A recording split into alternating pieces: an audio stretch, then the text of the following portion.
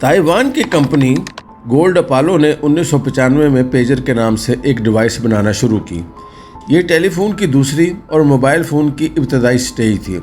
Pager छोटी सी pocket size device थी। लोग इसे जेब में रखकर फिरते रहते थे। लोग इसके ज़रिए एक दूसरे को 100 लफ्ज़ों का टेक्स्ट मैसेज भिजवा सकते थे।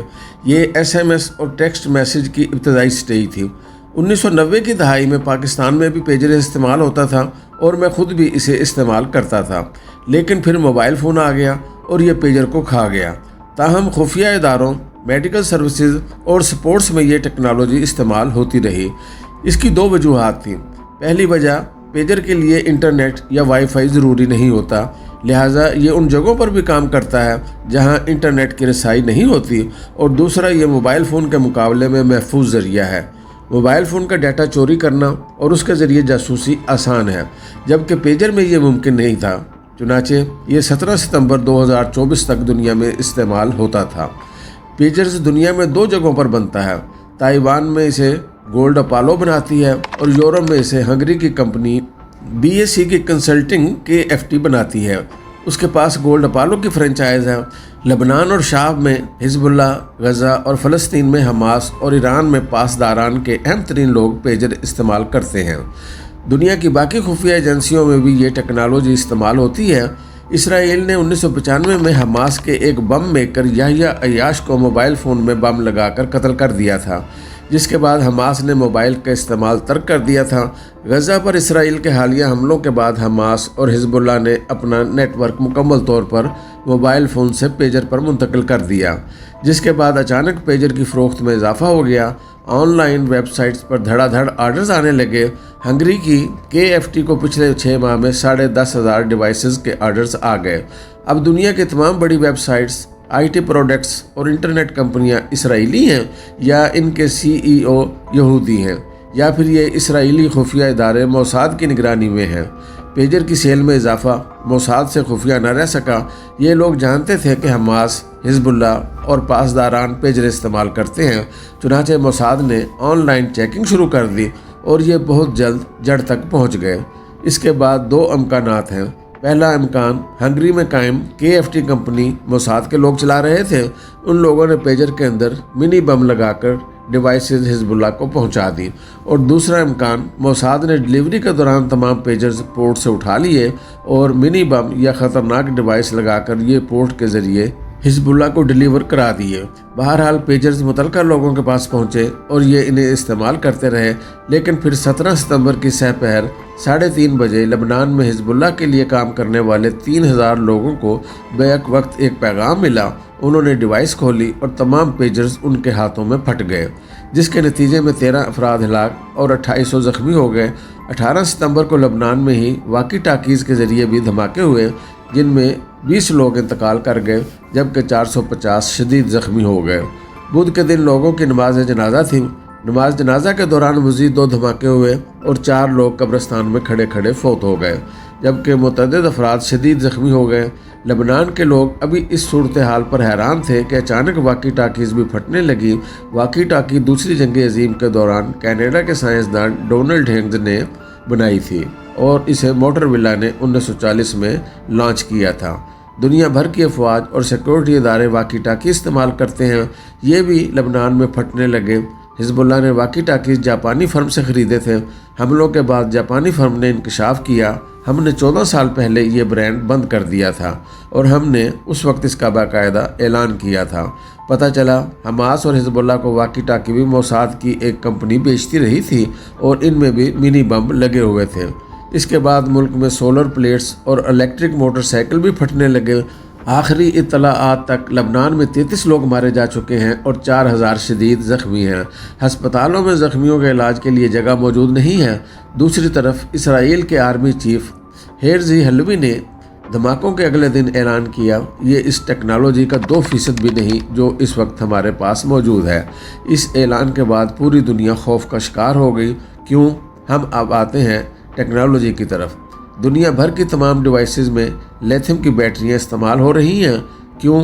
क्योंकि ये वज़न और साइज़ में भी छोटी होती हैं। ये बहुत जल्द चार्ज हो जाती हैं और ये ज़्यादा वक्त तक चलती भी रहती हैं। لہٰذا موبائل فون سے لے کر الیکٹرک کارز تک دنیا کی 80% ڈیوائسز میں یہ بیٹریاں استعمال ہوتی ہیں۔ جہازوں اور نیوکلیر پلانٹس میں بھی یہی ہوتی ہیں، اور سولر سسٹم میں بھی، اور لیتھیم پورا بم ہوتی ہے۔ یہ جب بھی پھٹتی ہے تو تباہی مچا دیتی ہے۔ موبائل فونز میں سب سے پہلے سیمسنگ نے 2016 میں نوٹ 7 میں لیتھیم بیٹریاں استعمال کی تھیں اور یہ پھٹنا شروع ہو گئی تھیں۔ لہٰذا کمپنی نے پوری دنیا سے نوٹ 7 فون واپس لے لیے تھے۔ 2016 میں ہوور بورڈز کی بیٹریاں بھی پھٹنے لگی تھیں، اور اس زمانے میں الیکٹرک کارز کی بیٹریاں بھی بلاسٹ کر گئی تھیں۔ بہرحال بیٹریوں کو دوبارہ ٹھیک کیا گیا اور اس کے بعد یہ ایشو کنٹرول ہو گیا، لیکن لبنان اور شام میں پیجرز، واکی ٹاکیز اور سولر سسٹم پھٹنے کے بعد پوری دنیا پریشان ہو گئی ہے۔ اس پریشانی کی 3 وجوہات ہیں۔ نمبر 1، دنیا میں اب الیکٹرانکس ڈیوائسز محفوظ نہیں ہیں۔ کوئی بھی ملک یا ایجنسی کسی بھی وقت کسی بھی پارسل یا شپمنٹ کو راستے سے ہائی جیک کر کے اس کے اندر کوئی بھی نئی ڈیوائس پلانٹ کر سکتی ہے۔ چنانچہ دنیا بھر کے سربراہان مملکت، آرمی چیفز، خفیہ اداروں کے سربراہان اور سائنسدانوں کو ان کے زیر استعمال گیجٹس کے ذریعے قتل کیا جا سکتا ہے۔ لبنان کے دھماکوں کے بعد یہ بحث بھی چل رہی ہے، شاید 19 مئی 2024 کو ایرانی صدر ابراہیم رئیسی بھی پیجر دھماکے میں قتل ہوئے ہوں، کیونکہ وہ بھی پیجر استعمال کرتے تھے۔ نمبر 2، یہ فیصلہ ابھی تک نہیں ہوا کہ یہ دھماکے ہارڈ ویئر کی وجہ سے ہوئے یا سافٹ ویئر کی بدولت۔ اگر یہ ہارڈ ویئر تھا تو اس کا مطلب ہے کہ اسرائیل نے 10 گرام کے ایسے بم بنا لیے ہیں جو پیجر جیسی چھوٹی ڈیوائسز میں نصب ہو سکتے ہیں، اور یہ ایران کے صدر کا ہیلی کاپٹر بھی گرا سکتے ہیں، اور لبنان کی طرح کسی بھی ملک میں تباہی بھی مچا سکتے ہیں۔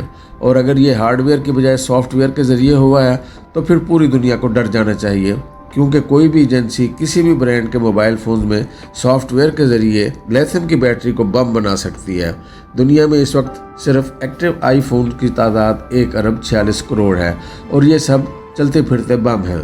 بس ایک میسج کی دیر ہے اور 1.5 ارب آئی فون پھٹ جائیں گے اور دنیا میں تباہی مچ جائے گی۔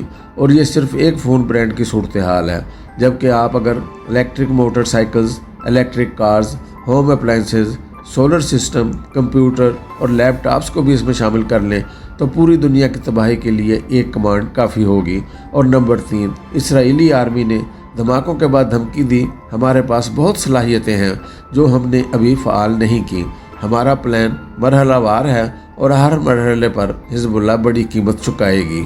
اس دھمکی نے دنیا کو مزید پریشان کر دیا ہے، کیونکہ دنیا کے تمام ڈیفنس سسٹم کمپیوٹر، انٹرنیٹ اور سیٹلائٹ سے منسلک ہیں۔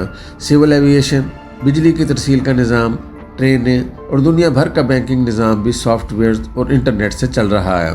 اور اگر اسرائیل کے پاس ان سب کو سبوتاژ کرنے کی ٹیکنالوجی موجود ہے تو یہ کسی بھی وقت پوری دنیا میں خوفناک دھماکے کر سکتے ہیں۔ یہ اگر کچھ بھی نہ کریں اور صرف عرب ملکوں کا بینکنگ سسٹم بٹھا دیں، یا تیل کے کنووں میں آگ لگا دیں، یا ایران کے ایٹمی پلانٹ میں دھماکے کر دیں تو دنیا کا کیا بنے گا آپ خود فیصلہ کر سکتے ہیں۔ ہم اب مسلم ورلڈ کی طرف آتے ہیں۔ دنیا میں 57 اسلامی ملک اور 1 ارب 90 کروڑ مسلمان ہیں، لیکن ہم نے کیونکہ پچھلے 1000 سالوں میں دنیا کے دسترخوانوں پر حرام خوری کے سوا کچھ نہیں کیا، لہٰذا ہم پوری دنیا میں جوتے کھا رہے ہیں۔ غزہ میں 1 لاکھ لوگ مر چکے ہیں اور 8 لاکھ زخمی ہیں، اور اب لوگ لبنان میں فونز کو دور رکھ کر بیٹھتے ہیں۔ یہ ٹیلی ویژن بھی آن نہیں کر رہے ہیں، جبکہ ہمارے مقابلے میں 93 لاکھ آبادی کا اسرائیل پوری دنیا کے وسائل جیب میں ڈال کر پھر رہا ہے۔ یہ ایک میسج بھجواتا ہے اور لبنان اور شام میں 4000 پیجرز اور واکی ٹاکیز پھٹ جاتے ہیں، اور لوگ زخمی حالت میں سڑکوں اور فٹ پاتھوں پر پڑے ہوتے ہیں، اور ہسپتالوں میں زخمیوں کے علاج کی گنجائش نہیں ہوتی، اور یہ ہماری کم عقلی، نالائکی اور جہالت کی سزا ہے۔